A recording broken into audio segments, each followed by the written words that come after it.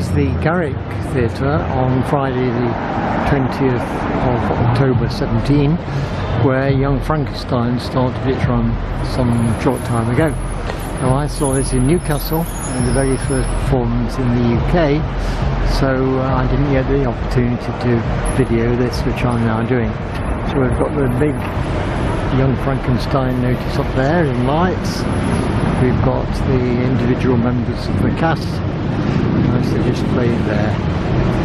So wending my way up Charing Cross Road, past Harry Potter, which is all boarded off for some reason. I don't know, they're doing some roadworks, but it shouldn't affect the forecourt of Harry Potter, but it has. I'm now outside the Phoenix Theatre, where the performance of The Exorcist is due to begin in about 30 minutes time. 9 o'clock in the evening it starts.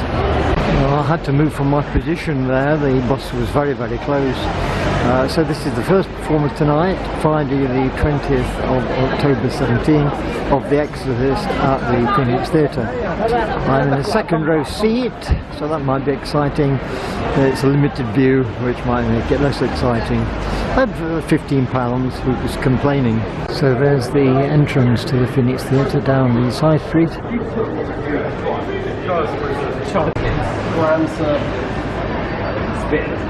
Here's the Exorcist notice, a play by John Peel, adapted from the novel by William Peter Blatty or Blatty, directed by Sean Matthews.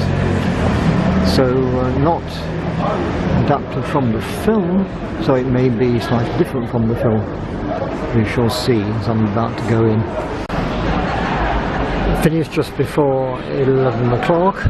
Started at 9:15, so about 1 hour 45 with no interval straight through. Very tense, so we know what it's all about, and that's why it's called The Exorcist. But I suspect that it may have been out of its time.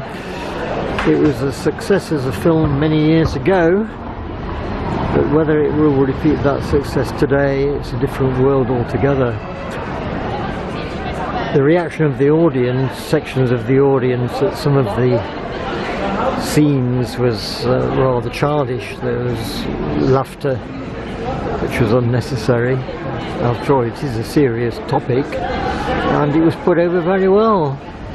The girl with the deep voice, all synchronised, and the actions, that all went very well indeed. So I don't know how long this is going to run. It might be the biggest flop since Gone with the Wind, or it might be a huge success. I just can't tell. So I'll have to leave it at that. And all I can suggest is come and see it and judge for yourselves.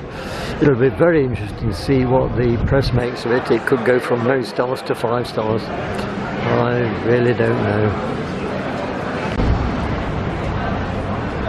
What was a bit distracting though was the stage split into several scenes, and while one part was part of the action with the lighting and the talking, there was action on the darkened parts of the stage by the stage crews setting up for the next scene. Now that was quite noticeable at times. It really ought to have been hidden off, shielded off from the audience while this was taking place.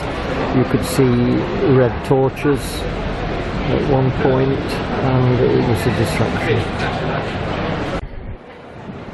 And like earlier, I can now read the names. We've got Jenny Seagrove, Peter Bowles has got mixed up in this as well, and Adam Garcia. Peter Bowles is the main father who does the exorcism. I don't know any of the other cast.